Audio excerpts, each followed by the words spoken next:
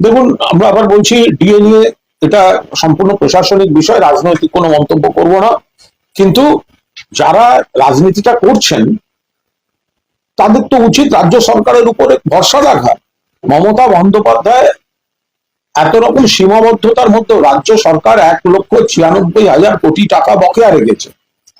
এই যারা আন্দোলন করছেন মূলত সিপিএম বিজেপির পৃষ্ঠপোষকতায়, এদের মুখে একবারও শুনেছেন কেন্দ্রকে দাবি করা যে বাংলার বকেয়াটা দেয়া হোক? তার মধ্যেও মমতা বন্দ্যোপাধ্যায় দফায় দফায় দফায় দফায় ডিএ বাড়িয়ে, আপনি যদি আনুপাতিক শতকরা হারে দেখেন তাহলে কিন্তু বাংলা সেভাবে পিছিয়ে নেই। বহু রাজ্য আছে ডিএ দেয় আবার পেনশন দেয় না, কিন্তু এই সরকার ডিএও দেয় পেনশনও দেয়। আবার কেন্দ্রীয় সরকার বাংলার বিপুল টাকা বকেয়া রেখেছে। এই যারা বসে আছে এবং রাজ্য সরকারের বিরোধী স্লোগান দিচ্ছেন, তাদের মুখে কখনো শুনবেন না কেন্দ্রীয় সরকার অবিলম্বে বাংলার বকেয়া মেটাও। তাহলে তো মমতা বন্দ্যোপাধ্যায় আরো খোলা মনে আরো কিছু করার কথা ভাবতে পারেন। ভোট এলে এই সিপিএম বিজেপি এরা তো প্রত্যাখ্যাত, ফলে এরা এই ধরনের মুখোশধারী কিছু সংগঠন নিশ্চিতভাবে সরকারি কর্মী, তারা আমাদের প্রিয়, মমতা বন্দ্যোপাধ্যায় তাদের সম্মান করেন এবং সাধ্যমতো বিভিন্ন ধরনের কল্যাণ তাদের মমতা বন্দ্যোপাধ্যায় করেন। আপনি বলুন তো, একজন সরকারি কর্মচারী দিয়ে নিশ্চিতভাবে মমতা বন্দ্যোপাধ্যায় বাড়িয়ে চলেছেন, কিন্তু আপনি যদি দেখেন তাহলে তার পরিবারে কিন্তু তিনি সরকারি কর্মচারী বলে কন্যাশ্রী পাবেন না, লক্ষ্মীর ভান্ডার পাবেন না, বাংলার অন্য স্কিমগুলো পাবেন না, তা কিন্তু নয়।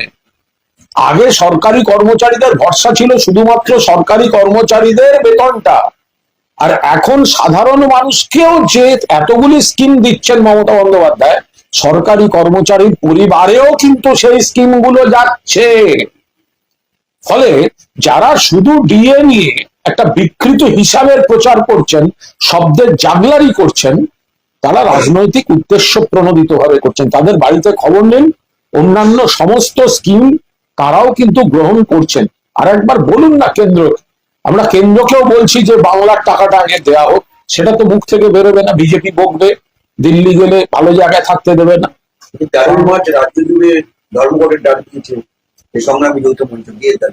ওগুলো তো সিপিএম বা বিজেপি ডাকার মুরদ নেই, সেই জন্য এদেরকে ব্যবহার করে মুখোশধারী বিরোধীরা এই ধরনের ভোটের আগে এই ধরনের একটা অচলাবস্থা তৈরি করার চেষ্টা করছেন। বাংলার মানুষ বোঝেন এসব করে লাভ হবে না। মমতা বন্দ্যোপাধ্যায় অন্তর থেকে তাদের পাশে থাকার চেষ্টা করেন, দফায় দফায় তাদের বাড়িয়েছেন, তাদের পেনশন আছে, তাদের ডিএ আছে, তাদের ডিএ দফায় দফায় বাড়ছে এবং অনেকটা বাড়ছে, এবং নিশ্চিত তাদের আরো দাবি আছে, আরো দাবি থাকবে।